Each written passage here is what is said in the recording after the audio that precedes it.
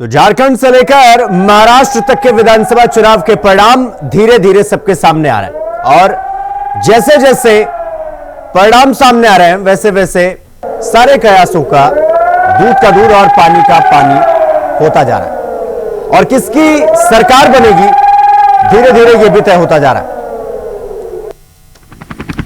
तो इस वक्त की बड़ी खबर आपको बता दें कि कराल विधानसभा सीट पर 11वें राउंड की वोटिंग जारी है और तेज प्रताप यादव समाजवादी पार्टी से 17,557 वोट से आगे चल रहे हैं। तेज प्रताप यादव को कुल 31,781 वोट मिले हैं। कराल विधानसभा सीट 11वें राउंड के नतीजे में आपको बता रहे हैं। तो तेज प्रताप यादव समाजवादी पार्टी के प्रत्याशी हैं जो कि 17,557 वोट से आगे चल रहे हैं और कुल वोट जो तेज प्रताप को मिले हैं वो 41,000 यानी 42,000 के आसपास वोट से आगे चल रहे हैं तेज प्रताप यादव।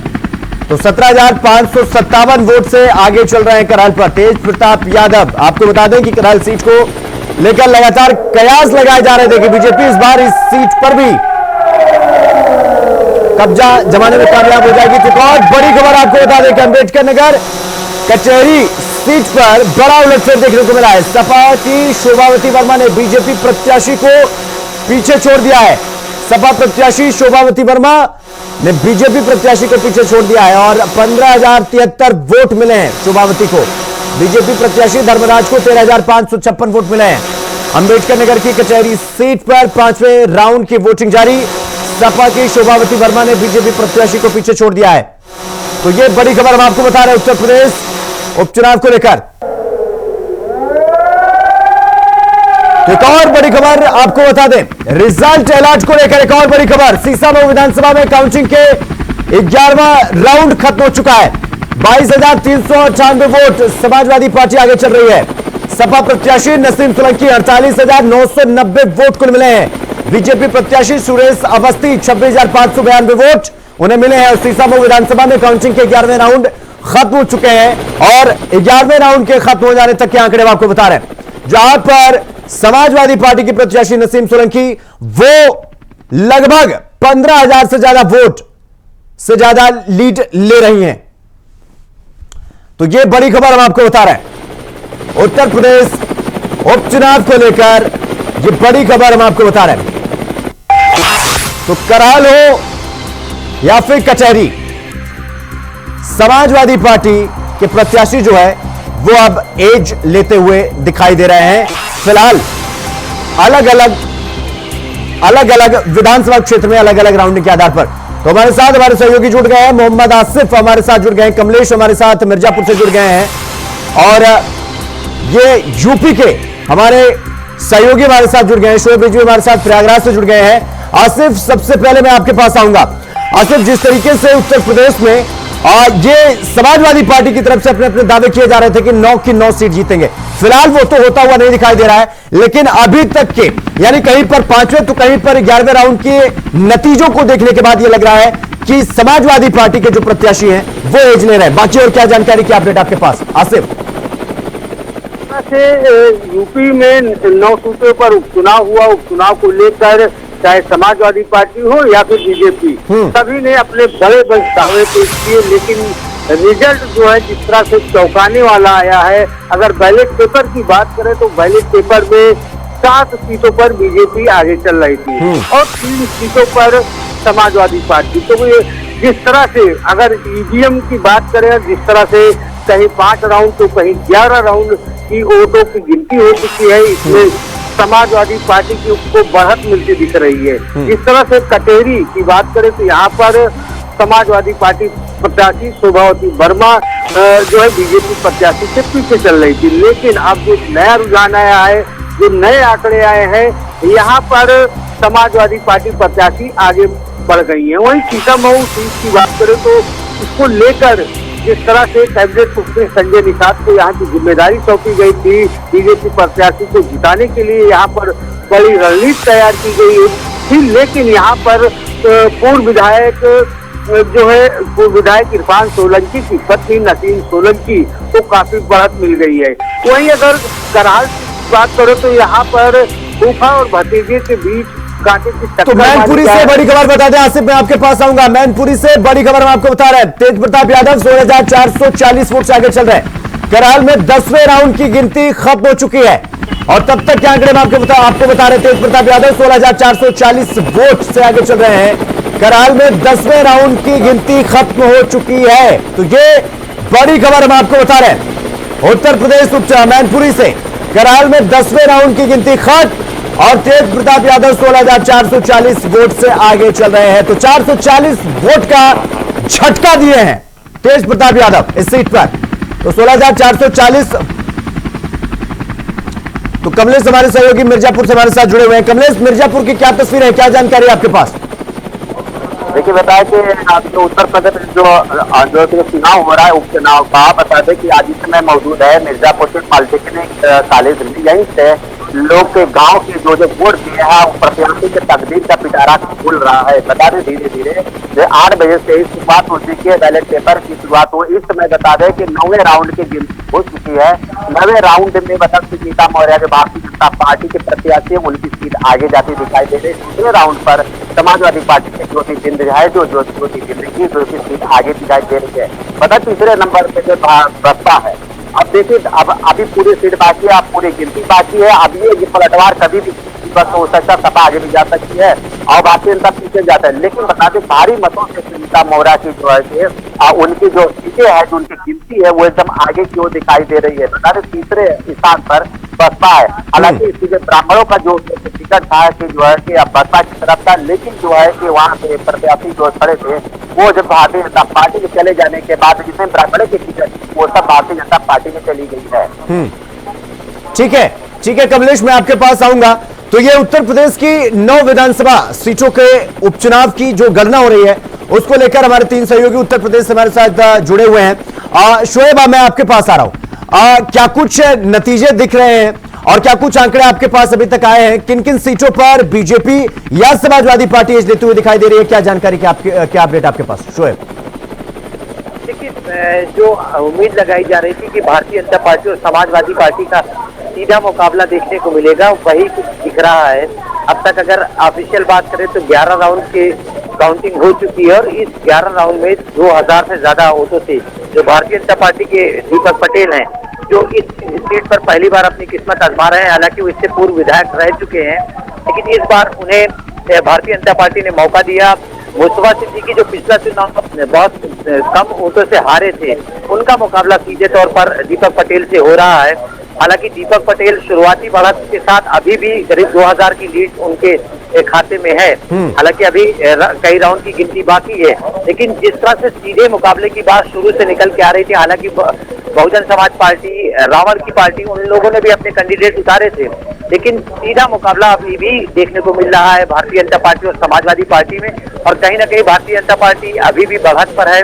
ये उम्मीद की जा रही कि जैसे जैसे राउंड आगे बढ़ेगा, कहीं ना कहीं मुकाबला दिलचस्प जरूर दिखेगा, क्योंकि उम्मीद की जा रही है कि आखिरी राउंड तक ये कड़ा संघर्ष देखने को मिलेगा। तो इस वक्त की बड़ी खबर आपको बता दें कि शोएब, मैं आपके पास आ रहा हूं। चुनाव के रिजल्ट से जुड़ी हुई ये बड़ी खबर हम आपको बता रहे हैं।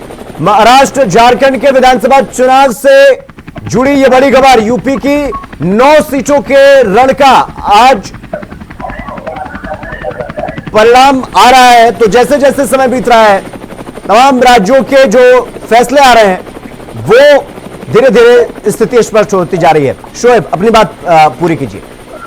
बिल्कुल, जैसा मैं बता रहा था कि इस बार मुख्यमंत्री योगी आदित्यनाथ ने जिस तरह से मेहनत की थी और इस सीट पर 2 से ज्यादा बार वो खुद प्रचार के लिए आए, अपने जो भाजपा के प्रत्याशी दीपक पटेल उनकी जीत की अपील की थी, तो ये अंदाजा लगाया जा सकता था कि योगी जी के लिए ये सीट कितनी महत्वपूर्ण है। हालांकि ये बीजेपी की सीट है।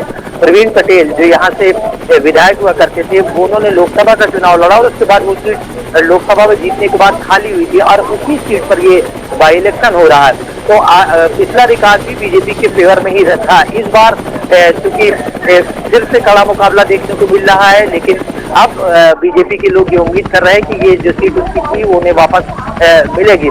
और इस बीच में यहाँ पे अगर सरगर्मी की बात करें तो जो भाजपा के प्रत्याशी दीपक पटेल हैं, वो माला फूल पहन करके कैंपस में आ चुके हैं। कहीं ना कहीं जो अनऑफिशियल राउंड की गिनती है उसका कैलकुलेशन लगता है उनके पास पहुंचा है।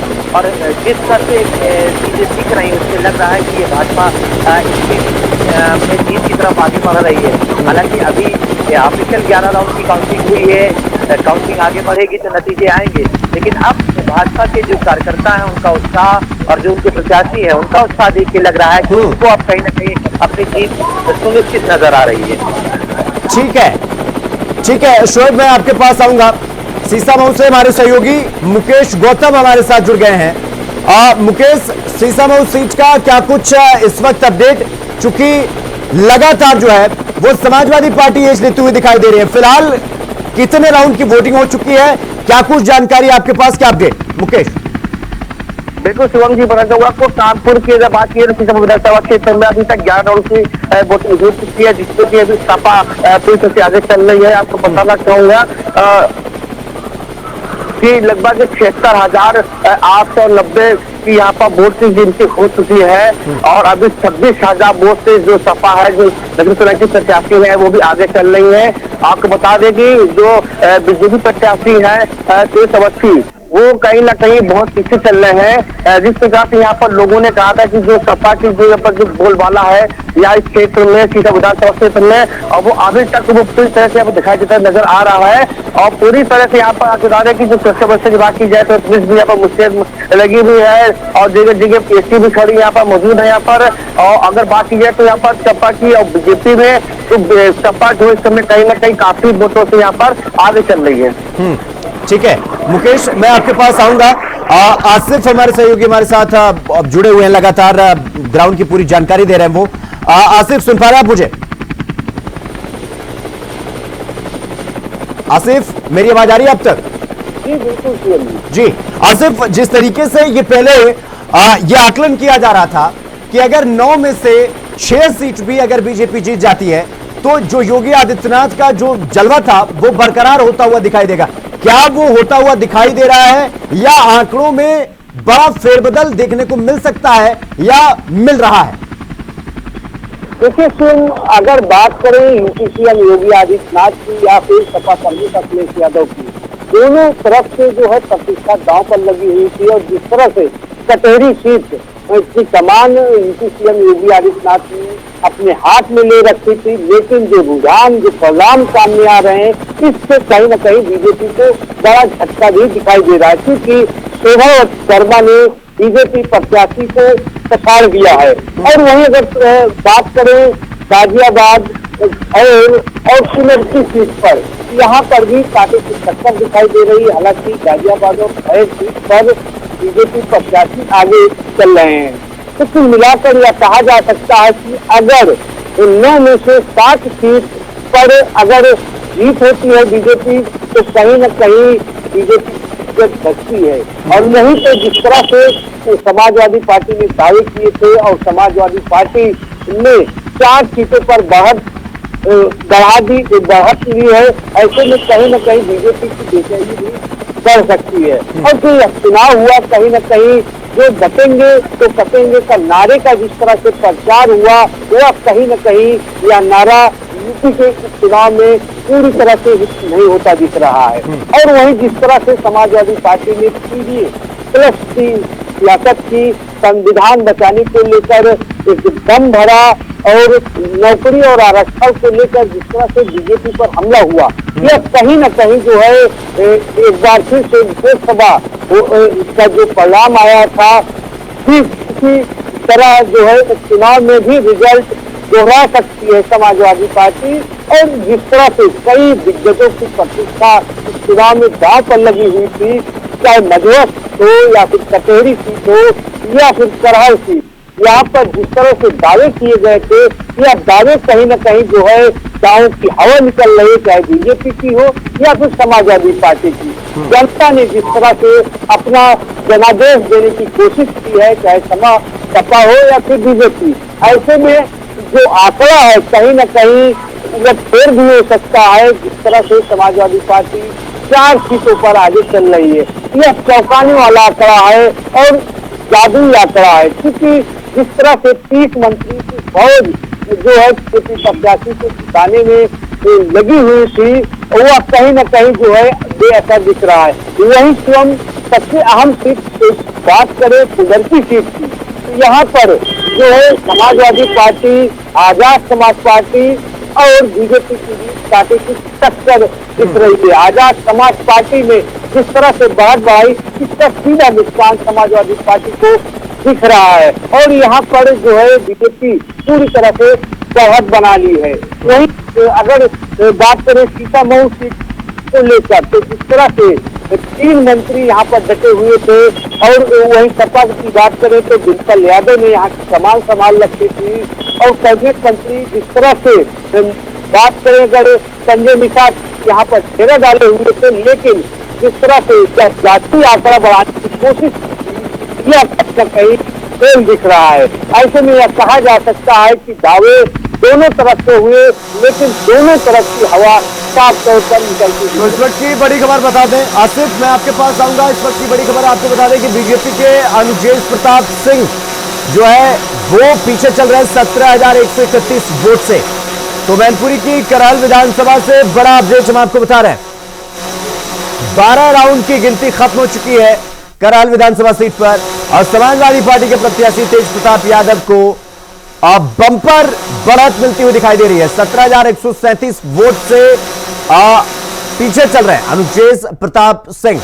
तो बीजेपी 17,131 वोट जो है वो पीछे चल रहे हैं बीजेपी के प्रत्याशी। तो 17,137 वोट से समाजवादी पार्टी आगे चल रही है और बीजेपी के अनुजेश प्रताप सिंह को 27,090 वोट मिले हैं, जबकि बीजेपी फिलहाल 17,000 वोट से पीछे चल रही है। तो मैनपुरी की करहल विधानसभा से ये बड़ा अपडेट हम आपको बता रहे हैं। 12 राउंड की गिनती खत्म हो चुकी है और समाजवादी पार्टी के प्रत्याशी तेज प्रताप यादव को 44,227 वोट मिले हैं, जबकि 17,137 वोट से समाजवादी पार्टी इस वक्त आगे चल रही है करहल विधानसभा सीट पर।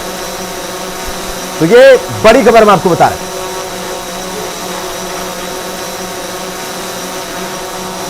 तो मुजफ्फरनगर से बड़ी खबर आपको बता दें कि समाजवादी पार्टी के प्रत्याशी संबुल राणा को 23 और आजाद समाज पार्टी के प्रत्याशी जाहिद हसन भी 1486 वोट मिले उनको। एनडीए प्रत्याशी मिथिलेश पाल 17,512 वोटों से आगे चल रहे हैं।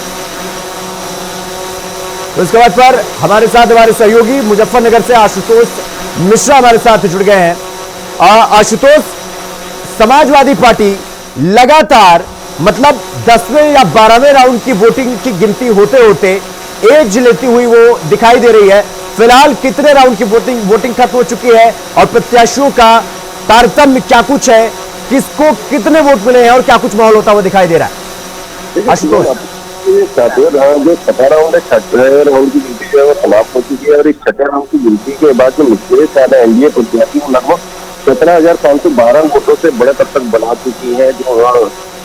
जो सपा की कैंडिडेट है संबुल राणा, वो अब तक जो है 6 राउंड की जो काउंटिंग हुई उसमें लगभग 11,000 की वोट भी प्राप्त कर चुके हैं। दूसरे नंबर पर चल रहे हैं। 17,512 वोट की जो बढ़त है वो काफी बड़ी बढ़त एक तरह से मानी जा सकती है, क्योंकि 6 राउंड में अभी 24 राउंड की गिनती होनी है। तो 6 राउंड में अगर 17,000 की बढ़त एक दूसरे से एनडीए प्रत्याशी स्थान ले लिए तो ऐसे में कहीं न कहीं यह माना जा सकता है कि जो समाजवादी पार्टी के जो कैंडिडेट है संबुल राणा, वो उसके लिए जो है वो रात थोड़ी सी मुश्किल दिखाई दे रही है, क्योंकि जो बढ़त का सिलसिला है, जो बढ़त है वो काफी बड़ी हो चुकी है और अभी भी आगे जो है वो लगातार अभी जो काउंटिंग है वो चल रही है। ठीक है आशुतोष, मैं आपके पास आऊंगा। शोएब, मैं आपके पास आ रहा हूं। जिस तरीके से शोएब उत्तर प्रदेश में मुख्यमंत्री योगी आदित्यनाथ से लेकर बीजेपी के जो जितने भी बड़े नेता हैं सबने बटेंगे तो कटेंगे का नारा दिया और इसके बाद ये कहा गया कि भाई ये नारा बहुत इंपैक्ट कर रहा है। फिलहाल जिस प्रकार से आंकड़ों में बदलाव हो रहा है, फेरबदल हो रहा है, क्या ये इंपैक्ट कटेंगे तो बटेंगे का प्रभाव नहीं पड़ा या और कई मामले इस नारे या इस फॉर्मूले पर भारी पड़ गए? देखिए, इस वक्त अगर बात करें तो मुख्यमंत्री योगी आदित्यनाथ एक बड़ा चेहरा बनकर उभरे हैं। वो न सिर्फ उत्तर प्रदेश बल्कि दूसरे प्रदेशों में भी उनका इम्पैक्ट पड़ता है और यही वजह है कि चुनाव में उनकी व्यस्तता बहुत रहती है। अभी जो दूसरे स्टेट में भी चुनाव हुए वहां पे भी मुख्यमंत्री जिस तरह से सभाएं की, भाषण दिए, इसका लोगों पर असर पड़ता है। उत्तर प्रदेश क्योंकि उनका होम प्रदेश है, तो ऐसे में उनकी जो फैन फॉलोइंग है बहुत ज्यादा है। और इसी वजह से जो बाई इलेक्शन हो रहे थे उसमें कहीं ना कहीं योगी आदित्यनाथ ने लीड करते हुए सभाओं को किया, लोगों से जो अपील की और जो नारे दिए या उनके स्पीच में जिस तरह की अपील और जिस तरह से अपने काम को गिनाना और अपोजिशन पर जिस तरह से हमलावर रहे हैं वो कहीं ना कहीं रिजल्ट में तब्दील होता हुआ दिख रहा है। फिलहाल हालांकि जो सीटें बीजेपी ने बढ़त बनाई हुई है कहीं ना कहीं वो उसकी सीट पिछले चुनाव में भी थी, लेकिन उसको बरकरार रखने की एक बड़ी चुनौती जरूर योगी आदित्यनाथ। ठीक है शोएब, मैं आपके पास आऊंगा। एक और बड़ी खबर आपको बता दें कि गाजियाबाद की फूलपुर सीट को लेकर बड़ी खबर अब आपको बता रहे हैं। 10वें राउंड की गिनती खत्म हो चुकी है और संजीव शर्मा भारतीय जनता पार्टी के प्रत्याशी को 42,287 वोट मिले हैं। गाजियाबाद की फूलपुर सीट को लेकर बड़ी खबर हम आपको बता रहे हैं। 10वें राउंड की गिनती खत्म हो चुकी है।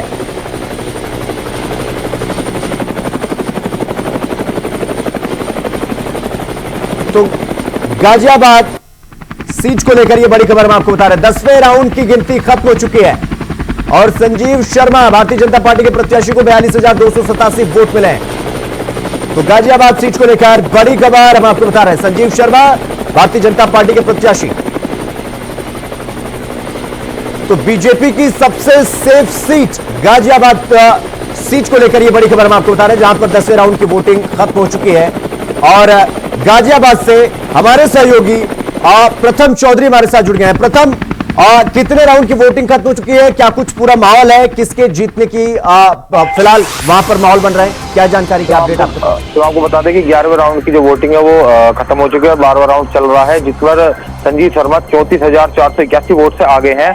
और वहीं समाजवादी पार्टी के प्रत्याशी की बात कर ले तो उनको मिले हैं कुल 11,322 वोट और पीएन गर्ग जो बसपा थे उनको मिले हैं 51,124 वोट।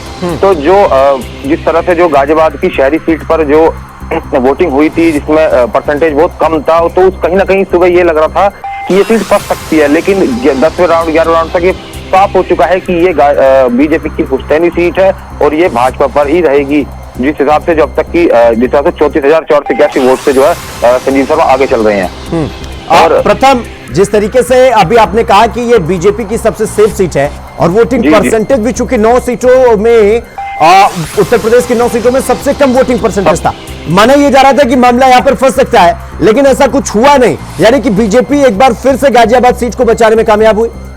जी जी जी, जो माननीय मुख्यमंत्री योगी ने 3 बार जो है यहाँ पर वो करी थी, एक बार पटना सम्मेलन करता, इसके साथ साथ जो है कार्यकर्ताओं से और जनसभा भी तो और रोड शो भी किया था। तो जो वो मंत्र देके अपने कार्यकर्ताओं को गए थे तो वो साफ नजर आया कि कार्यकर्ताओं ने घर घर जाकर जो मेहनत की है उसका जो है आज परिणाम आप सबको देखने को मिल रहा है। क्योंकि 11वें राउंड में 34,000 वोट से जो है आगे चल रहे हैं संजीव शर्मा, जबकि 1,54,722 कुल वोट पड़ी थी, जिसमें 40,000 वोट जो है संजीव शर्मा को अकेले की उनको ही मिले। तो आप लगा सकते हैं कि कहीं ना कहीं जो माननीय मुख्यमंत्री जो यहाँ पर आए थे रोड शो का, तो और जो कार्यकर्ताओं को उन्होंने मंत्र दिया तो सब पूर्ण रूप से जो है लोगों ने उन पर आशीर्वाद दिया है यहाँ के प्रत्याशी को। तो बीजेपी के दिग्गज नेता और उनके साथ हमारे सहयोगी रमन हमारे साथ उनके साथ हैं और क्या कुछ करें सुनवाते हैं आप। मतगणना के साथ उत्तर प्रदेश के उपचुनाव की मतगणना हो रही है। भारतीय जनता पार्टी 7 सीटों पर आगे, वहीं समाजवादी पार्टी 2 सीटों पर बढ़त बनाए हुए हैं। मतगणना के जो रुझान आ रहे हैं उस पर बात करने के लिए हमारे साथ मंत्री दिनेश प्रताप सिंह हैं। मंत्री जी, उत्तर प्रदेश और महाराष्ट्र में तो आपका जो टेम्पो है पार्टी का वो हाई है। भारतीय जनता पार्टी के करोड़ों करोड़ कार्यकर्ताओं की मेहनत की बदौलत देश में ही नहीं दुनिया में भारतीय जनता पार्टी का टेम्पो हाई है। और मैं समझता हूं कि जनता इस बात को महसूस करती है कि मोदी जी के हाथों में देश सुरक्षित है, योगी जी के हाथों में उत्तर प्रदेश सुरक्षित है, भारतीय जनता पार्टी की नीतियों में भारत सुरक्षित है, हमारा राष्ट्र मजबूत हो रहा है। तो जनता भी महसूस करती है कि मुझे सबके साथ सबका विकास की नीति पर ही काम करना चाहिए, राष्ट्र के लिए वोट करना चाहिए। आप सब देख रहे हैं स्वयं, बहुत ऐसे मतदाता हैं जो भारतीय जनता पार्टी को वोट नहीं देते थे, आज दिखाई दे रहे हैं कि हमको वोट दे रहे हैं। मंत्री जी, कुंदरकी जैसी सीट पर भारतीय जनता पार्टी आगे चल रही है, जहां पर 31 साल से, और साथ में कटहरी सीट ऐसी है जहां पर लगभग 27-28 साल से भारतीय जनता पार्टी का कमल नहीं खिला है। क्या लगता है इस बार इतिहास बनेगा? बिल्कुल इतिहास बनेगा। इतिहास तो बनी रहा है। लगातार भारतीय जनता पार्टी लोकसभा विधानसभाओं में जनता की सेवा के बलबूते पर आज की तारीख में आशीर्वाद जनता का पा रही है, और लोग गुमराह करके भी आशीर्वाद नहीं पा रहे हैं, धोखा करके भी नहीं पा रहे हैं। हमने देखा है कि विगत लोकसभा के चुनाव में लोगों ने धोखा दिया, खटाखट के नाम पर, संविधान के नाम पर, आरक्षण के नाम पर, चाहे उत्तर प्रदेश में हो और चाहे विगत विधानसभा के चुनाव में महाराष्ट्र में जो उद्धव ठाकरे ने भारतीय जनता पार्टी के साथ किया है। जनता चुपचाप सुन रही थी, और जैसे अवसर आया जनता ने कस के उस अन्याय के खिलाफ अपनी ताकत को दिखा दिया, और उद्धव ठाकरे के वो डिवाइड एंड रूल अथवा वो धोखेबाजी वाले स्टेप को मजबूती से नकार दिया है। वैसे उत्तर प्रदेश में भी जिन लोगों ने धोखा किया उनको परिणाम जनता दिखा रही है। करहल और सीसामऊ में क्या ऐसा हुआ कि वहां सिस्टम बन नहीं पाया, वहां पर भी समाजवादी पार्टी आगे? मुझे नहीं लगता है कि अभी समय है, और आप देखेंगे करहल और सीसामऊ भी भारतीय जनता पार्टी जीतेगी। प्रियंका गांधी चुनाव लड़ रही थी, वायनाड से पहला चुनाव लड़ रही हैं, वहां पर वो आगे चल रही हैं, इस पर आपका? मुझे नहीं लगता कि प्रियंका गांधी को वहां की जनता समर्थन करेगी, और अभी आने वाला वक्त बताएगा। वैसे प्रियंका गांधी तो पहले ही हार मान चुकी हैं। अगर उन्होंने अपना जन्म स्थान, कर्म स्थान सब कुछ छोड़ करके कहीं चली गई, तो इससे महसूस होता है कि उन्होंने तो पहले ही हार मान लिया था कि हम यहां से नहीं जीतेंगे, और जहां से जीतने की संभावनाएं उनको महसूस होती थी वहां गई हैं। मैं शुभकामनाएं देता हूं प्रियंका गांधी को। मेरी कोई व्यक्तिगत लड़ाई नहीं है, लेकिन इसमें कोई संदेह नहीं कि प्रियंका गांधी ने उत्तर प्रदेश को छोड़ करके, जहां से उन्होंने कहा था मैं लड़की हूं, लड़ सकती हूं, यहां नहीं लड़ पाई हैं। जहां उन्हें लड़ना चाहिए था, जहां लड़ने का उन्होंने आह्वान किया, वहां नहीं लड़ पाई, इसलिए प्रियंका गांधी तो हार पहले ही चुकी है। क्या लगता है कि महाराष्ट्र और उत्तर प्रदेश में जिस तरीके से कांग्रेस का हाल होगा, यहाँ पर तो चुनाव मैदान में भी नहीं कूद पाई थी, प्रियंका अगर जीतती है तो प्रियंका के जीत के साथ कांग्रेस को लड्डू खाने का मौका मिल जाएगा? मुझे नहीं लगता कि जनता का रुख कांग्रेस के लोगों को लड्डू खाने का अवसर देगा। प्रियंका जी का भी चुनाव भी, मुझे नहीं लगता है कि जनता का रुख, जनता जो देश की जनता आज की तारीख में जनादेश दे रही दिख रही है, उसमें कांग्रेस के लोगों को खुश होने का कोई मौका नहीं देगी। सवाल सर, एक अंतिम सवाल। समाजवादी पार्टी लगातार इल्जाम लगा रही थी, प्रशासन का बहुत इस्तेमाल किया गया, उनके वोटर्स को रोका गया, और वो लोग 4 सीटों पर पुनः मतदान की उनके कुछ नेता मांग कर रहे थे। अभी लोकसभा का उपचुनाव हुआ है, समाजवादी पार्टी का प्रदर्शन उसमें अच्छा रहा है, तब हमने सत्ता का दुरुपयोग क्यों नहीं किया। अभी कितने दिन बीते हैं, थोड़े दिन ही बात हुई है, तो समाजवादी पार्टी जब जीतती है तो फिर धन्यवाद ईवीएम का सरकार का नहीं देती है, जनता का धन्यवाद नहीं देती है, और जैसे हारने लगती है वैसे ईवीएम बेईमान हो जाता है, संस्थाएं बेईमान हो जाती हैं, सरकारें बेईमान हो जाती हैं। तो हार के कारण जो है, उनको जो हार दिख रही है, इसके कारण ऐसे आरोप लगाया गया है। चाहे महाराष्ट्र, झारखंड, एक सर योगी जी का बटेंगे तो कटेंगे नारा, जो नतीजे आ रहे हैं, इसमें कितना बड़ा फैक्टर? बिल्कुल, मुझे खुशी है कि संगठित करने का जो भी कदम उठाएगा देश की जनता उसको स्वीकार करेगी। उत्तर प्रदेश के यशस्वी मुख्यमंत्री जी ने देश को संगठित हो करके, मजबूत रह करके देश को शक्तिमान बनाने का जो नारा दिया था, वो जनता को, उत्तर प्रदेश की और देश की जनता को स्वीकार है। तो सुना आपने, हमारे साथ में थे मंत्री दिनेश प्रताप सिंह, जिनका कहना है कि भारतीय जनता पार्टी उत्तर प्रदेश में अभी 9 की 9 सीटें जीत सकती है। वहां पर वही प्रियंका गांधी की जो बढ़त है, यानी वो जीत की तरफ जो आगे बढ़ रही हैं, उस पर भी उन्होंने अभी कहा है कि अभी देखिएगा, अभी कुछ भी हो सकता है, और निश्चित नहीं है कि प्रियंका गांधी वायनाड से चुनाव जीत जाएं। कैमरामैन राहुल के साथ Raman Mishra, India voice.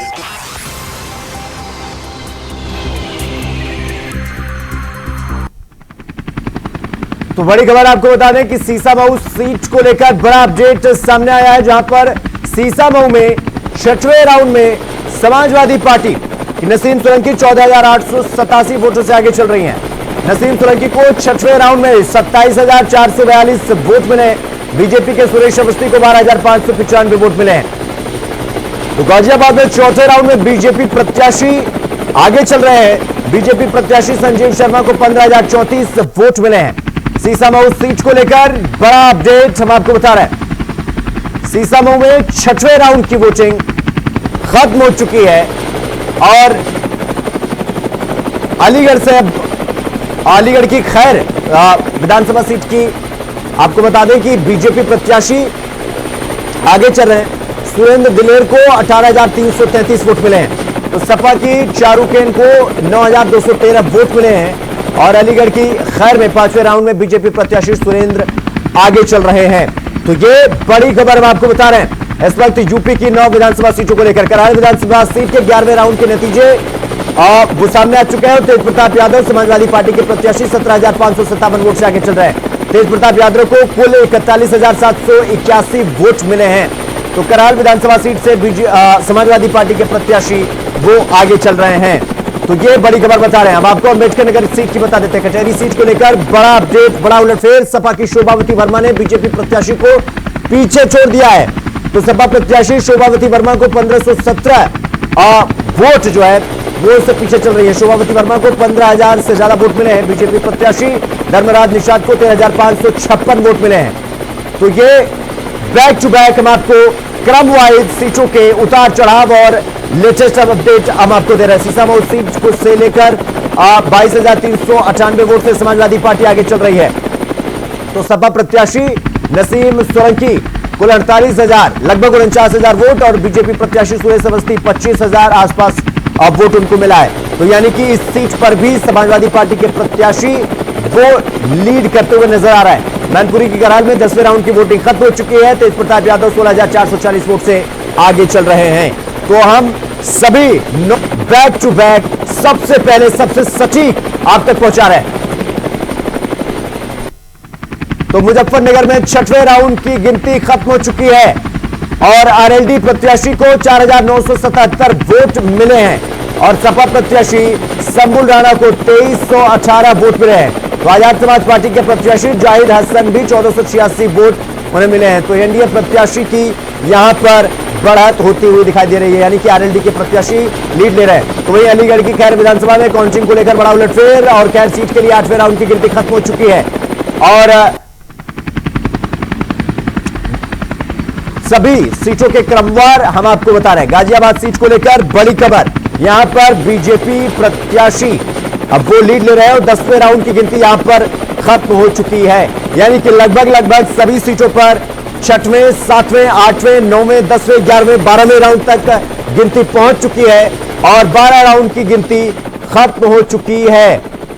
Samajwadi party के प्रत्याशी तेज प्रताप यादव चल रही है, वहीं पर झारखंड में जेएम की वापसी हो रही है। और बात करें उत्तर प्रदेश की तो यहाँ पर बीजेपी लगभग 6 से 7 कभी 6 कभी 7 सीटों पर बढ़त बनाती दिख रही है। हमारे साथ बात करने के लिए योगी सरकार के मंत्री धर्मवीर प्रजापति हैं।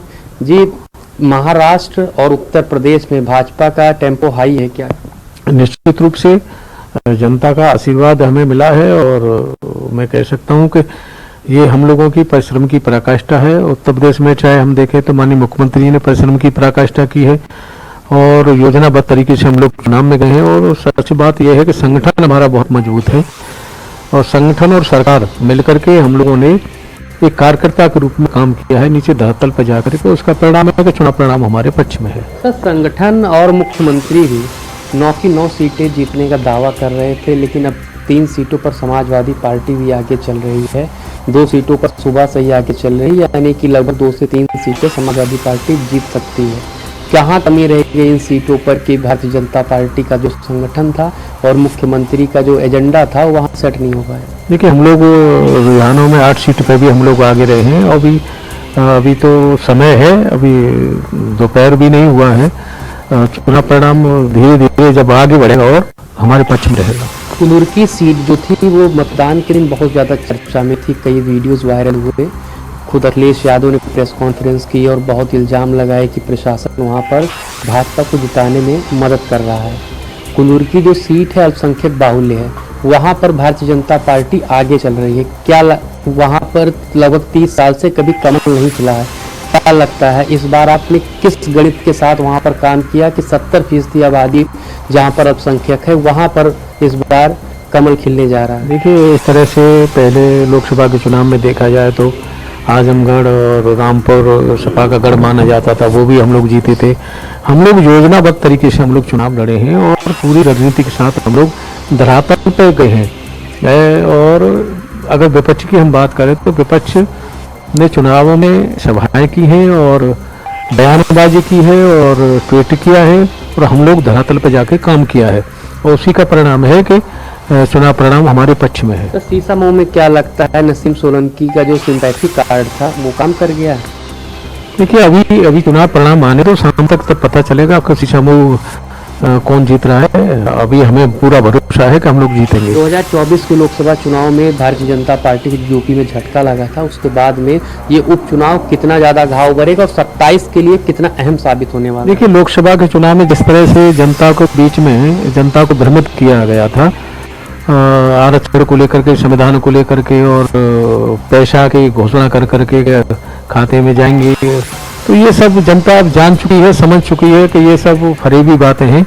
तो जनता फिर समझ में आ गया है और जनता फिर हमारे साथ खड़ी हुई है। सर, आपने यूपी की भी कई सीटों पर प्रचार किया, महाराष्ट्र में भी कई सीटों पर आप गए। बटेंगे तो कटेंगे नारा जो था ये कितना ज्यादा कामयाब हुआ है और ये जो जीत है भारतीय जनता पार्टी में उसमें उसका कितना अहम रोल है? ये बहुत मजबूत बात है कि जब कोई परिवार संगठित रहता है तो वो परिवार उन्नति करता है, तरक्की करता है, और जिस परिवार में विघटन होता है वो परिवार अवनति की ओर जाता है। इसलिए मैं कह सकता हूँ कि सबके समझ में आया है कि हमको पूरी ताकत के साथ एकजुट रहना है और प्रदेश को आगे ले जाना, देश को आगे ले जाना। तो सुना आपने, हमारे साथ में थे मंत्री धर्मवीर प्रजापति, जिनका साफ कहना है कि अभी पूरी पिक्चर क्लियर नहीं है। भारतीय जनता पार्टी 9 की 9 सीटों पर अभी चुनाव जीत सकती है। कैमरामैन राहुल के साथ रमन मिश्रा, इंडिया वॉइस, लखनऊ। तो लगातार बीजेपी के दिग्गज नेता ये कह रहे हैं कि हम उत्तर प्रदेश की 9 की 9 सीट जीतेंगे। तो सीसामऊ सीट को लेकर 6वें राउंड की वोटिंग खत्म हो चुकी है। तो ये बड़ी खबर आपको बता देते हैं। इस वक्त की बड़ी खबर, अलीगढ़ खैर में 5वें राउंड में बीजेपी प्रत्याशी सुरेंद्र आगे चल रहे हैं। 9120 वोटों से बीजेपी प्रत्याशी सुरेंद्र दिलेर आगे चल रहे हैं। तो सुरेंद्र दिलेर को कुल 18,333 वोट मिले हैं, जबकि समाजवादी पार्टी की प्रत्याशी चारू खैन को 9,213 वोट मिले हैं। तो अलीगढ़ की खैर में 5वें राउंड में बीजेपी प्रत्याशी सुरेंद्र आगे चल रहे हैं। तो ये बड़ी खबर हम आपको बता रहे हैं इस वक्त की। तो कराल विधानसभा सीट में 11वें राउंड के नतीजे सामने आ चुके हैं, यानी 11वें राउंड का नतीजा सामने आ चुका है और तेज प्रताप यादव 17,000 लगभग 18,000 वोटों से लीड कर रहे हैं। तो तेज प्रताप यादव को कुल 47,000 के आसपास वोट मिले हैं कराल विधानसभा सीट को लेकर। ये बड़ी खबर हम आपको बता रहे हैं। उत्तर प्रदेश की 9 की 9 विधानसभा सीट को लेकर बैक टू बैक खबर आपको बता रहे हैं। अम्बेडकर नगर की कचहरी सीट की बात करें तो समाजवादी प्रत्याशी शोभावती वर्मा ने बीजेपी प्रत्याशी को पीछे छोड़ दिया है। तो सपा प्रत्याशी शोभावती वर्मा 1517 वोटों से आगे चल रही है और शोभावती वर्मा को कुल 15,073 वोट मिले हैं। तो बीजेपी प्रत्याशी धर्मराज निषाद को 13,556 वोट मिले हैं। तो ये बड़ी खबर, बैक टू बैक हर सीट की हर मिनट की अपडेट हम आपको बता रहे हैं। सीसामऊ विधानसभा में काउंटिंग का 11वां राउंड खत्म हो चुका है। तो ये बड़ी खबर हम आपको बता रहे हैं। हमारे साथ हमारे सहयोगी अलीगढ़ से हमारे साथ शहनवाज हमारे साथ जुड़ गए हैं। शहनवाज, लगातार बैक टू बैक हम हर सीट का जो है वो कितने राउंड की वोटिंग हो चुकी है इसकी जानकारी दे रहे हैं। फिलहाल आपके पास क्या जानकारी की अपडेट?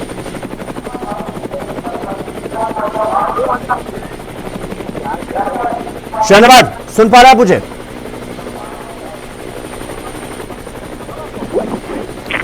तो आपको बता दें कि उत्तर प्रदेश में 9 विधानसभा सीट के नतीजे आ रहे हैं और लगभग हर सीट पर 5वें राउंड, 7वें राउंड, 9वें राउंड, 11वें राउंड लगातार काउंटिंग जारी है और हर मिनट, हर सेकंड की खबर हम आपको बता रहे हैं। बैक टू बैक हर सीट की सटीक जानकारी हम आप तक पहुंचा रहे हैं। तो सियासत का ये सुपर शनिवार आप देख रहे हैं। उत्तर प्रदेश की 9 विधानसभा सीट का भी आज परिणाम आ रहा है और हर एक सीट का कितने राउंड की वोटिंग हुई, कौन प्रत्याशी लीड कर रहा है, कितने वोटों से लीड कर रहा है, ऐसी तमाम जानकारी हर सेकंड, हर पहलू पर हमारी नजर है और हम आप तक पहुंचा रहे हैं। तो ये बीजेपी प्रत्याशियों के अपने अपने दावे कि 9 की 9 सीट जीतेंगे। तो मैनपुरी की कराल विधानसभा से बड़ी अपडेट आपको बता दें, 12वें राउंड की गिनती खत्म हो चुकी है और समाजवादी पार्टी के प्रत्याशी तेज प्रताप यादव को 44,227 वोट मिले हैं और 17,137 वोट से समाजवादी पार्टी के प्रत्याशी तेज प्रताप यादव आगे चल रहे। तो बीजेपी के प्रत्याशी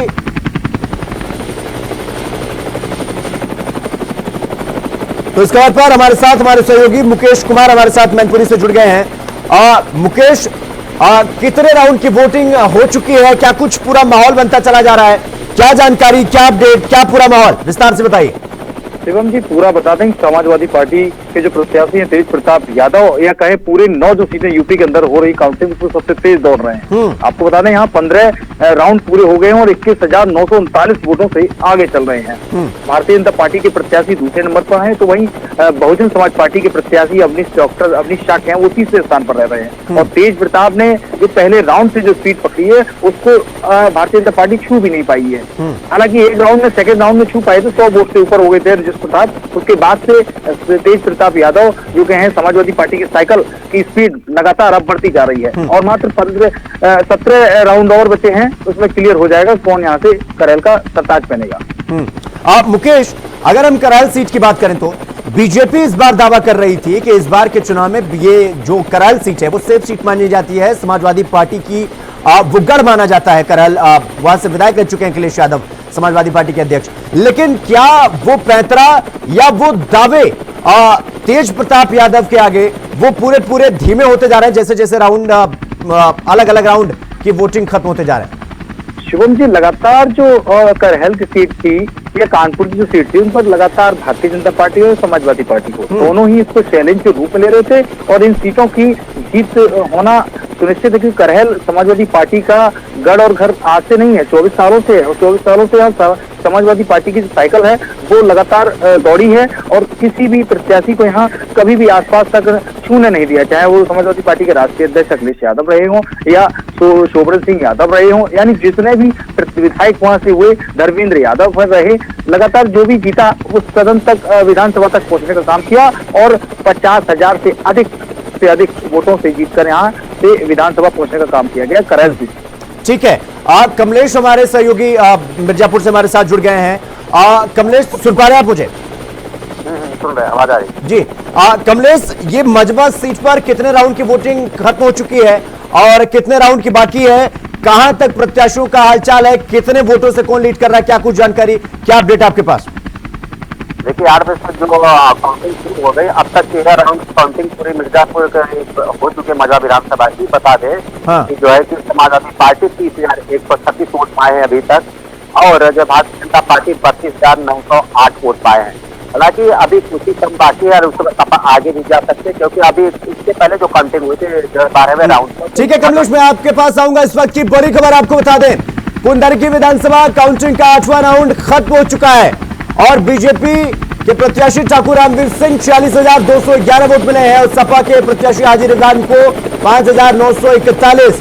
तो बीएसपी नेता चिद्दा उर्फ रफातुल्ला को तीसरे नंबर पर है, वो बीजेपी प्रत्याशी ठाकुर रामवीर लीड कर रहे हैं। तो कुंदरकी विधानसभा काउंटिंग का 8वां राउंड खत्म हो चुका है और कुंदरकी सीट पर फिलहाल बीजेपी का दबदबा बनता हुआ वो दिखाई दे रहा है 8वें राउंड की गिनती के बाद।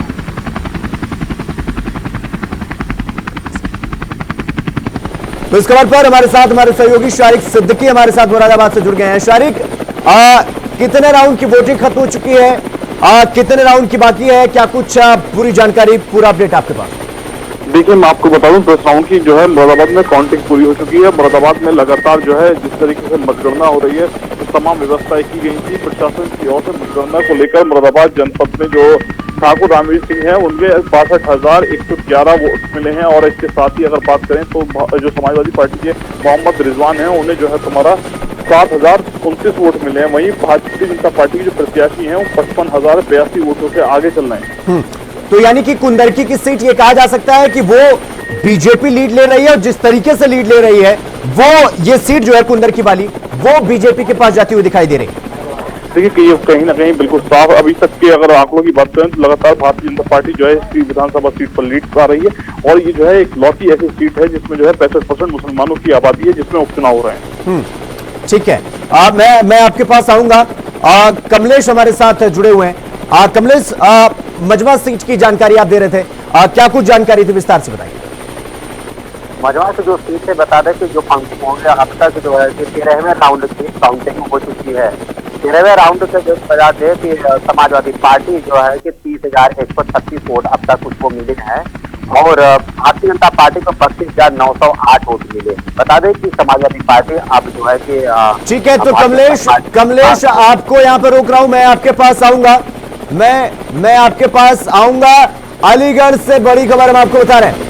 बीजेपी प्रत्याशी सुरेंद्र दिलेर 34,915 वोट और समाजवादी पार्टी के प्रत्याशी चारू कैन को 17,809 वोट मिले हैं। तो बीएसपी डॉक्टर पहल सिंह 6,148 यानी तीसरे नंबर पर है और एसपी नितिन कुमार चोटेल 2,997 वोट। तो 17,106 वोटों से बीजेपी के प्रत्याशी सुरेंद्र वो लीड कर रहे हैं। अलीगढ़ काउंटिंग खैर विधानसभा सीट की हम बात कर रहे हैं। बीजेपी सुरेंद्र दिलेर 34,915 वोट उन्हें मिले हैं और समाजवादी पार्टी के प्रत्याशी चारू कैन को 17,809 वोट। तो बीएसपी के प्रत्याशी डॉक्टर पहल सिंह 6,148 वोट यानी तीसरे नंबर पर और एएसपी से नितिन चौथे नंबर पर है। तो इस खबर पर हमारे साथ हमारे सहयोगी शहनवाज हमारे साथ अलीगढ़ से जुड़ गए हैं। शहनवाज, कितने राउंड की वोटिंग खत्म हो चुकी है और कौन लीड ले रहा है? फिलहाल कितने राउंड की बाकी है और ये सीट कहां जाती हुई दिखाई दे रही है, किसके पाले में जाती हुई दिखाई दे रही है? देखिए, अभी से जब से राउंड खुले हैं सुबह 8 बजे से पहले पोस्टल बैलेट पेपर खुले तभी से भारतीय जनता पार्टी के जो प्रत्याशी हैं सुरेंद्र दिलेर ने बढ़त बना ली थी। उसके बाद जब ईवीएम खुली तो उसके बाद लगातार भारतीय जनता पार्टी के प्रत्याशी बढ़त बनाए हुए हैं। अभी फिलहाल 12 राउंड की काउंटिंग हो चुकी है और इस 12 राउंड की काउंटिंग में भारतीय जनता पार्टी के जो प्रत्याशी सुरेंद्र दिलेर है वो 18,280 वोटों से बढ़त बनाए हुए हैं। माना ये भी जा रहा है कि जिस तरीके से लगातार सुबह काउंटिंग के बाद भारतीय जनता पार्टी बढ़त बनाए हुए है तो आगे भी वो इसी तरीके से बढ़त बनाए रखेगी। फिलहाल 12 राउंड की काउंटिंग हो चुकी है। टोटल 31 राउंड की काउंटिंग यहाँ होनी है और बहुत जल्दी तो 31 राउंड की काउंटिंग होने के बाद ये सुनिश्चित हो जाएगा कि खैर उप विधानसभा में कौन सा प्रत्याशी यहाँ जीत दाखिल करता रहा। हालांकि अगर समाजवादी पार्टी के प्रत्याशी चारू कैन की बात करें तो लगातार वो भी लीड में नजर आ रही है और पार्टी की टक्कर नजर आ रही है। लेकिन सुबह काउंटिंग होते ही लगातार भारतीय जनता पार्टी के जो प्रत्याशी हैं वो आगे बढ़त बनाए हुए हैं और अभी 12 राउंड में लगातार उनकी बढ़त चल रही है। तो यानी कि शहनवाज ये कह सकते हैं कि खैर विधानसभा सीट जो है वो बीजेपी बचा ले जाएगी या फिर अभी कुछ चौंकाने वाले आंकड़े या फिर जैसे जैसे राउंडिंग की गिनती खत्म होती जाएगी 11वें राउंड 12वें राउंड 13वें राउंड की वो आंकड़ों में बदलाव हो सकता है कि जो खैर विधानसभा है ये तो जब से लगातार भारतीय जनता पार्टी के कब्जे में रही है सीट रही है लंबे समय से और इस बार भी लोगों का और विशेषज्ञों का मानना कि इस बार भी भारतीय जनता पार्टी का ही दबदबा रहेगा इस सीट पर। और खैर विधानसभा और जिस तरीके से आंकड़े सामने आ रहे हैं लगातार भारतीय जनता पार्टी आगे की ओर और जीत की ओर अग्रसर नजर आ रही है। तो माना ये भी जा सकता है कि ये खैर विधानसभा की सीट भारतीय जनता पार्टी के पाले में ही जाएगी। ठीक है शहनवाज, मैं आपके पास आऊंगा। मुकेश, मैं आपके पास आ रहा हूं। जिस तरीके से उत्तर प्रदेश में ये कहा गया कि समाजवादी पार्टी ने यह दावा किया कि 9 की 9 सीट हम जीतेंगे, लेकिन अब 6-3 का आंकड़ा दिखाई दे रहा है। क्या ये आंकड़ा 6 बीजेपी 3 समाजवादी पार्टी होगा या आंकड़ों में बदलाव होता हुआ दिखाई दे रहा है फिलहाल वोटों की गिनती के आधार पर?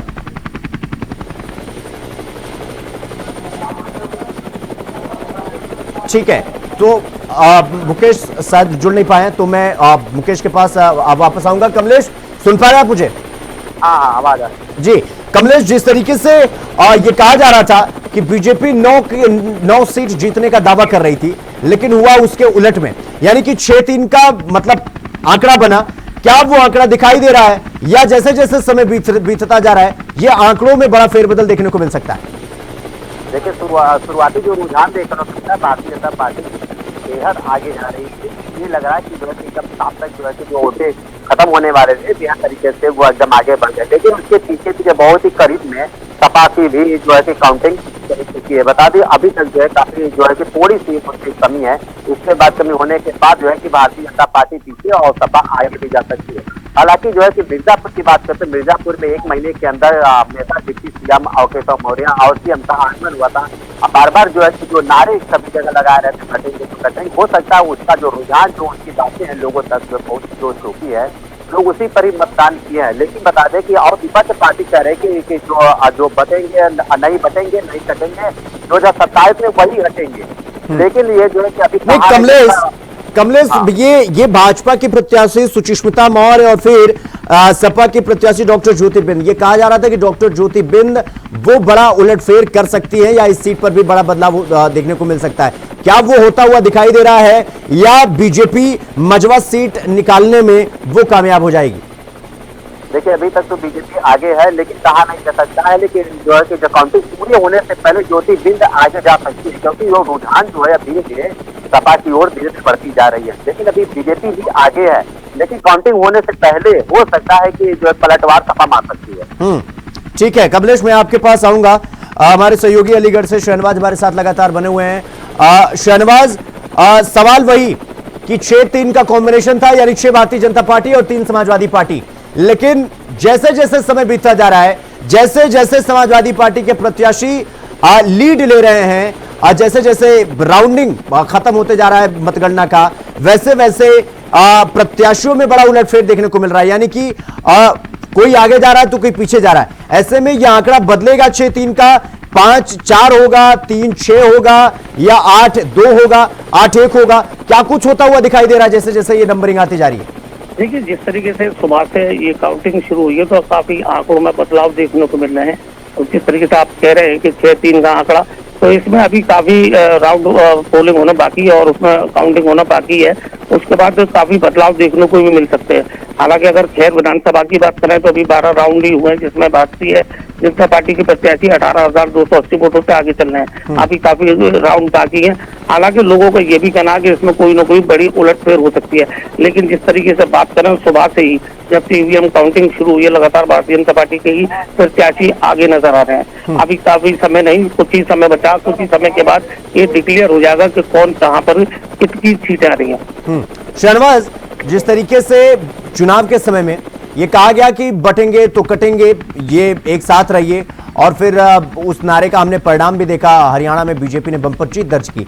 सवाल ये कि क्या यहां पर एक बार फिर से अखिलेश का पीडीए फॉर्मूला या एमवाई फॉर्मूला जो उनका कोर वोटर माना जाता है वो इंपैक्ट डालता हुआ दिखाई दे रहा है, या इस बार योगी आदित्यनाथ का वो जादू चला?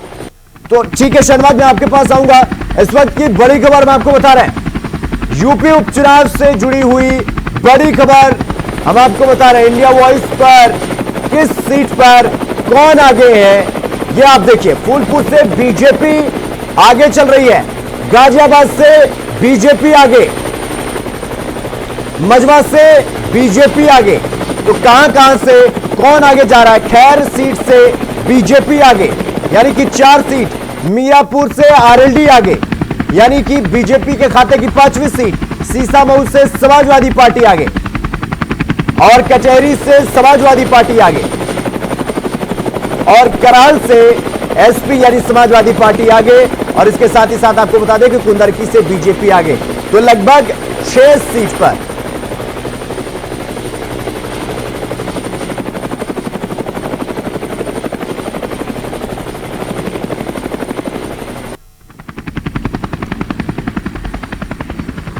तो हमारे साथ झारखंड मुक्ति मोर्चा के सबसे बड़े चेहरे सुप्रियो भट्टाचार्य हमारे साथ जुड़ गए हैं। सुप्रियो भट्टाचार्य जी, बहुत बहुत स्वागत है आपका। झारखंड में फिलहाल तो आपका बोलबाला होता हुआ दिखाई दे रहा है। नहीं, ये जो एक्सपेक्टेड है वही आपको दिख रहा है और यही कायम रहेगा। तो सुप्रियो जी, ये जो आंकड़े आ रहे हैं आमतौर पर, ये अभी तक फिलहाल एग्जिट पोल के आंकड़ों के आधार पर, बाकी अंदेशों के आधार पर यह कहा जा रहा था कि झारखंड में बड़ा उलटफेर देखने को मिलेगा। लेकिन आपको बहुत बहुत बधाई हो, आपने फिर से एक बार यह साबित कर दिया कि आप जो है फिर से राज्य की कमान संभालने जा रहे हैं। नहीं, देखिए हम लोग तो बार बार कहते हैं कि हम लोग एग्जैक्ट पोल पे विश्वास करते हैं और एग्जैक्ट पोल हमने 21 तारीख को जो जारी किया था उसी के लगभग आंकड़े जाएंगे। तो ये उम्मीद थी आपको कि चमत्कार देखने को मिलेगा? ये कोई चमत्कार थोड़ी है, किया हुआ काम का पारिश्रमिक, ये चमत्कार नहीं। हाँ। नहीं, सुप्रियो भट्टाचार्य जी, लगातार बीजेपी ये कह रही थी कि झारखंड में जो है तमाम तरीके का बांग्लादेशी घुसपैठ हुआ, कोई काम आपने किया नहीं, और इसके बाद बैक टू बैक योजनाओं के आधार पर आप आए हैं। और अभी भी लोग ये कह रहे हैं कि मैया सम्मान योजना ही आप लोगों को बैकलिफ्टिंग करके लेके आई है, अदरवाइज आप लोग के हाथ से ये चुनाव निकल चुका था। क्या आप ये मानते हैं? आप बहुत बड़े विद्वान हैं क्या कि मेरे हाथ से चुनाव निकला? नहीं, ऐसा हम नहीं कह रहे, ऐसा आपके विरोधी कह रहे, भारतीय जनता पार्टी वाले। तो भारतीय जनता पार्टी से पूछिए ना, हमसे क्यों सवाल पूछ रहे हैं? आप हमसे सवाल पूछिएगा, भाजपा का सवाल हमसे मत पूछिएगा, ठीक है? तो धन्यवाद। ठीक है, तो आपको बता दें कि झारखंड मुक्ति मोर्चा जो है एक बार फिर से वो बाउंस बैक की है, क्योंकि लगातार जिस तरीके से कहा जा रहा था कि बीजेपी यहां पर डैमेज करेगी, लेकिन वो होता हुआ दिखाई नहीं दिया। और एक बार फिर से आंकड़ों के आधार पर फिलहाल अभी तक तो यह कहा जा सकता है कि इंडिया गठबंधन का बोलबाला एक बार फिर से झारखंड में वो देखने को मिला है। जबकि आपको बता दें कि बीजेपी के बड़े नेताओं ने तो ठीक है, तो यूपी उपचुनाव से जुड़ी हुई बड़ी खबर हम आपको बता दें, और इंडिया वॉइस पर हम आपको बता रहे हैं कि कौन कौन से सीट पर कौन कौन से प्रत्याशी आगे चल रहे हैं। फूलपुर से बीजेपी आगे चल रही है और गाजियाबाद से बीजेपी आगे चल रही है, तो वहीं मजवा सीट से बीजेपी आगे, और खैर विधानसभा सीट से बीजेपी आगे चल रही है, और मीरापुर से आरएलडी के प्रत्याशी जो है आगे चल रहे हैं। यानी कि सीसामऊ से वहीं पर समाजवादी पार्टी के प्रत्याशी आगे चल रहे हैं, और कचहरी से समाजवादी पार्टी के प्रत्याशी आगे, यानी लगभग 3 से 4 सीट पर समाजवादी पार्टी के प्रत्याशी आगे चल रहे हैं। कराल से भी समाजवादी पार्टी के प्रत्याशी आगे चल रहे हैं, और कुंदरकी से भारतीय जनता पार्टी के प्रत्याशी फिलहाल लीड लिए हुए हैं, यानी आगे चल रहे हैं। तो यूपी उपचुनाव से जुड़ी हुई ये बड़ी खबर हम आपको बता रहे हैं। लगभग 5 से 6 सीट पर अब वो बीजेपी के प्रत्याशी, यानी बीजेपी प्लस, यानी उनके सहयोगी आरएलडी भी उनके प्रत्याशी आगे चल रहे हैं। बाकी 3 सीट पर, या कह सकते हैं कि 4 सीट पर, वो समाजवादी पार्टी के प्रत्याशी जो है वो आगे चल रहे हैं। तो झारखंड से बड़ी खबर आपको बता रहे हैं। तो झारखंड विधानसभा से जुड़ी हुई ये बड़ी खबर हम आपको बता रहे हैं। झरिये से रागिनी सिंह आगे चल रही हैं, झरिये विधानसभा से। पांकी से निर्दलीय प्रत्याशी देवेंद्र आगे चल रहे हैं, और समरिया से मनोज कुमार चंदा आगे चल रहे हैं, और सारठ से झारखंड मुक्ति मोर्चा के प्रत्याशी आगे चल रहे हैं। तो धनबाद से राज सिन्हा आगे चल रहे हैं, और राजमहल से बीजेपी के अनंत ओझा आगे चल रहे हैं। तो समडेगा से बीजेपी के श्रद्धानंद बेसरा वो आगे चल रहे हैं। गोड्डा से बीजेपी के अमिल मंडल आगे चल रहे हैं। हजारीबाग सदर से बीजेपी आगे। तो ये हम आपको बता रहे हैं कि कौन कौन सी सीट पर किसका वो दबदबा है। तो बोकारो से बीजेपी आगे, रांची से बीजेपी के सीपी सिंह आगे चल रहे हैं, और धनबाद, बागमारा, झरिया, निरसा से बीजेपी के प्रत्याशी आगे चल रहे हैं। लातेहार से बीजेपी के प्रत्याशी आगे चल रहे हैं। तो ये मनिका से कांग्रेस प्रत्याशी रामचंद्र सिंह वो आगे चल रहे हैं। झारखंड विधानसभा चुनाव से जुड़ी हुई ये बड़ी खबर हम आपको बता रहे हैं। और इस बीच बड़ी खबर आपको बता दें, झारखंड में बड़ा उलटफेर, हेमंत सोरेन की सत्ता में वापसी फिर से हो सकती है, और बीजेपी के चारों खाने चित हो गए हैं। तो सरायकेला से चंपई सोरेन आगे चल रहे हैं।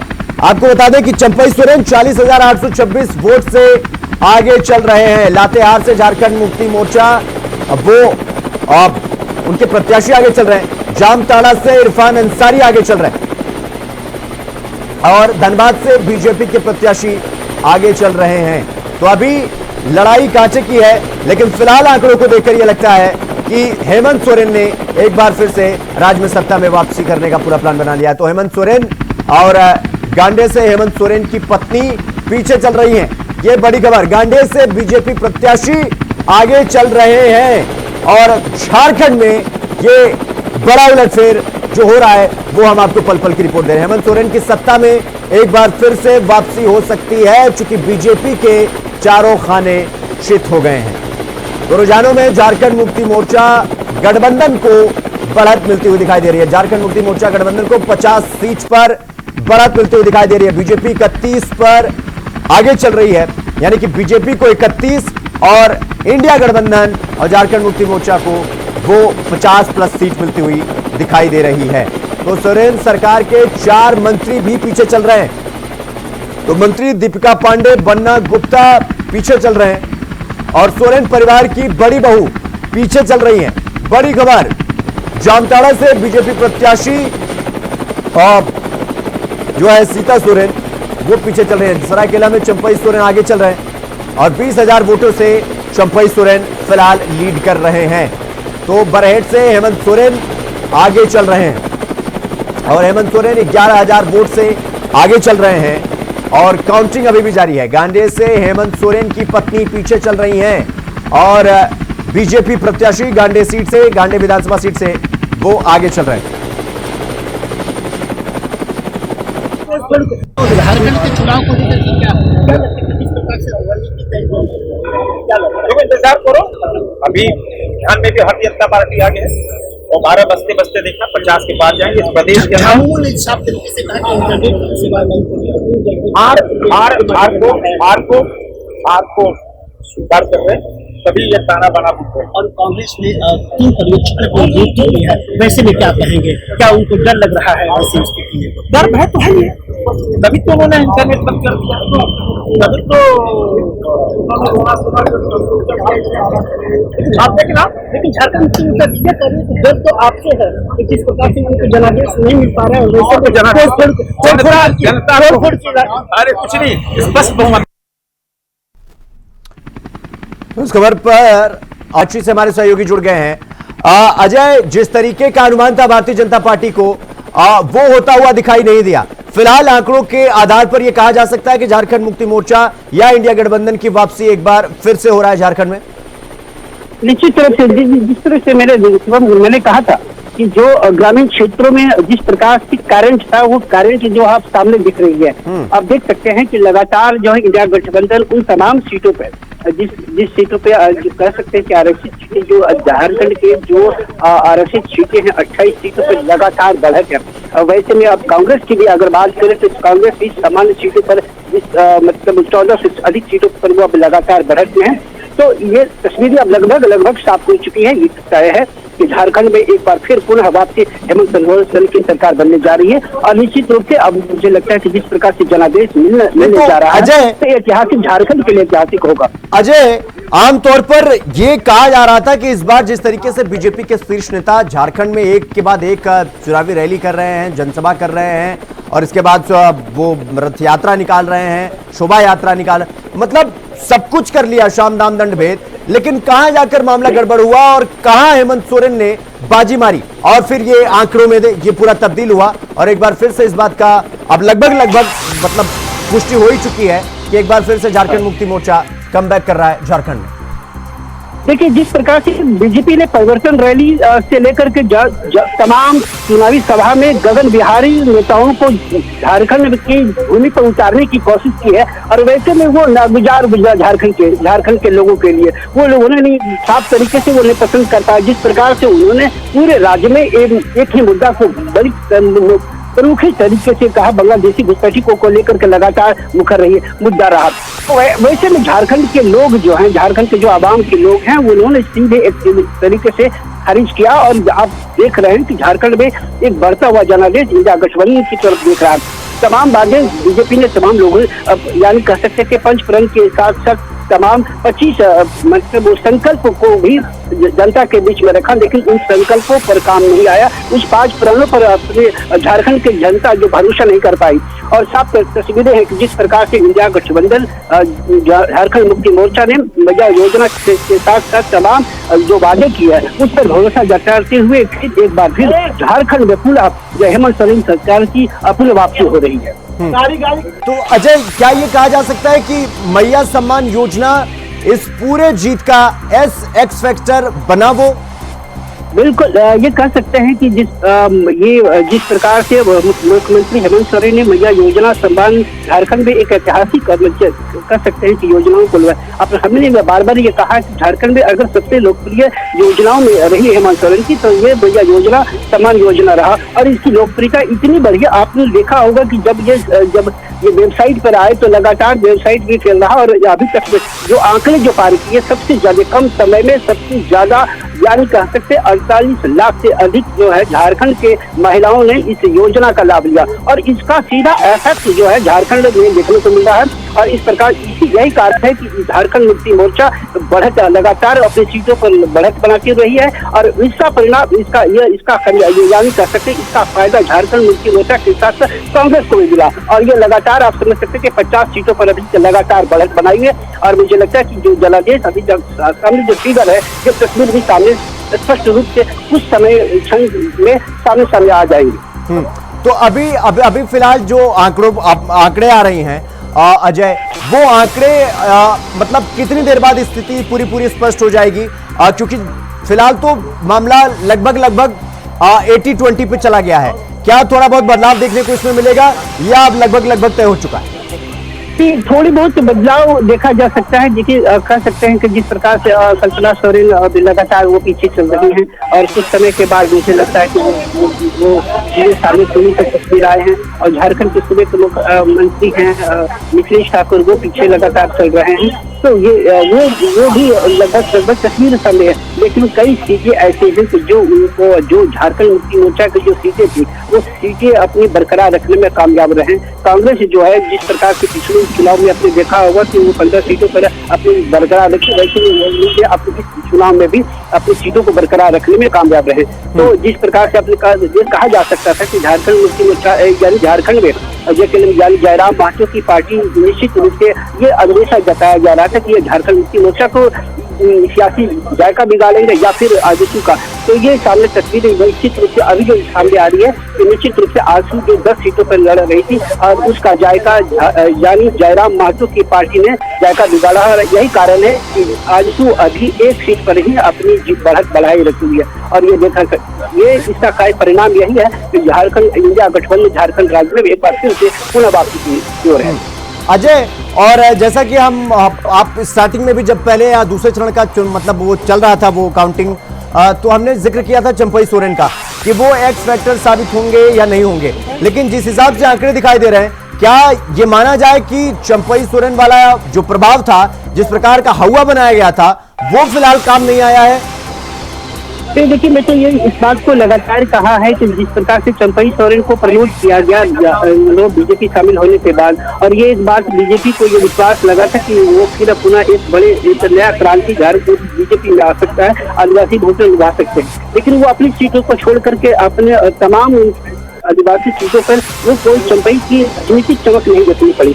और वो इतना ही नहीं, जिस प्रकार से ये बीजेपी को ये भरोसा था कि कोहलान के बाद में संथाल में चंपई की चमक देखेगी, लेकिन आप देख सकते हैं कि चंपई सोरेन की कोहलान की चमक वो अपनी सीटों को छोड़ करके उन तमाम सीटों पर जो है वो वहाँ नहीं देखने को मिली। तो अब जब कोई मरना शुरू हो गया, आप तस्वीरों को हम दिखा सकते हैं कि अब झारखंड मुक्ति मोर्चा कार्यालय में जश्न का दौर शुरू हो चुका है और मिठाइयाँ बटने से मिठाइयाँ आ चुकी हैं और झारखंड मुक्ति मोर्चा फिर एक बार झारखंड में सरकार बना रही है, मिठाइयाँ बट रही है। अब पटाखे छोड़ने उत्सव का माहौल अब शुरू हो चुका है। तस्वीरों से सामने देख सकते हैं कि जेएमएम के कार्यकर्ता तमाम जो है वो पटाखे लेकर पहुंच चुके हैं जेएमएम कार्यालय में और मिठाइयाँ भी जो है पहुंच चुके हैं और इसका अब जश्न अब सामने साफ तरीके से देखा जा रहा है। और आप देखें तो किस तरीके से लगातार झारखंड मुक्ति मोर्चा के कार्यालय में भीड़ जो है अब सरकार जो स्पष्ट जनादेश दिख रहा है सामने, उसकी साफ तस्वीरें भी आपको हम दिखा रहे हैं कि जिस प्रकार से जश्न की तैयारी शुरू हो चुकी है। झारखंड में एक बार फिर हेमंत सोरेन की कह सकते हैं कि सोरेन की सरकार की फिर वापसी हो रही है। अजय, फिलहाल अगर काउंटिंग तो चली रही है फिलहाल अभी, तो ऐसे कौन कौन से बड़े चेहरे हैं जिनकी अभी भी जान हलक पर में अटकी हुई है और वो जीत और हार के बीच में लटक रहे हैं? ऐसे कौन कौन से बड़े नाम हैं जिनके नाम पर चर्चा की जा रही थी कि ये बड़े आसानी से सीट निकाल ले जाएंगे, लेकिन वहां जाकर मामला फंस गया? देखिए ये बात ये कह सकते हैं कि बीजेपी के कई ऐसे बड़े दिग्गज चेहरे हैं तो जो वैसी चेहरा वो इस बार 2024 के चुनाव में नहीं दिख पा रहे, वो कई सीटों से हार रहे।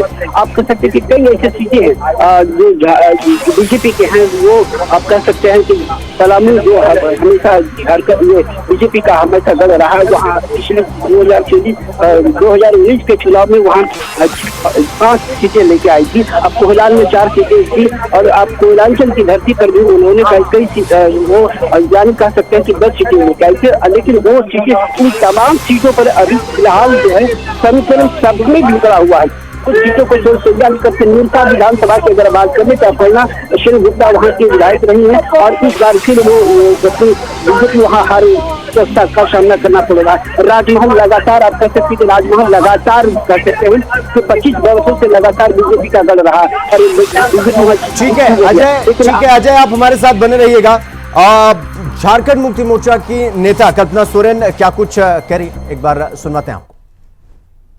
फिलहाल के तौर पे यही कहना चाहूंगी क्योंकि काउंटिंग अभी भी चल रही है, तो हम लोग जब इतना इंतजार किए हैं तो बस कुछ घंटों का और इंतजार हो जाए और मैं समझती हूँ कि अभी कुछ कहना ज्यादा जल्दबाजी होगी तो थोड़ा सा वेट कर लीजिए। चलिए कोई बात नहीं, रुझान है। अब आप तो इतनी देखिए 23 तारीख का इंतजार सबने किया है और मुझे लगता है कि कुछ घंटों का 2 से 3 घंटों का इंतजार और करिए। लगभग बहुत के आंकड़े तो आप लोगों ने हासिल लगभग तो 41 तक, देखिए मैं 41 क्रॉस करते हुए 50 तक मैं ये कहना चाहती हूँ कि झारखंड की जनता ने, हमारे बड़े बुजुर्गों ने, हमारे भाई दादा ने, हमारी माताओं बहनों ने, हमारे युवा साथियों ने विकास का रास्ता चुना है और कहीं ना कहीं इस बार मैया की जीत हो रही है। बस मैं ये कहना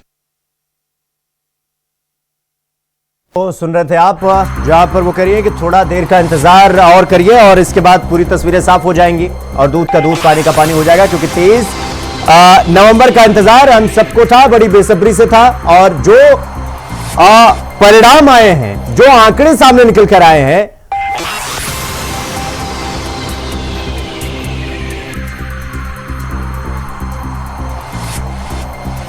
तो सियासत का सुपर शनिवार देखने को मिला। और अजय, बहुत बहुत धन्यवाद आपका हमसे जुड़ने के लिए और पूरी जानकारी हमारे साथ साझा करने के लिए।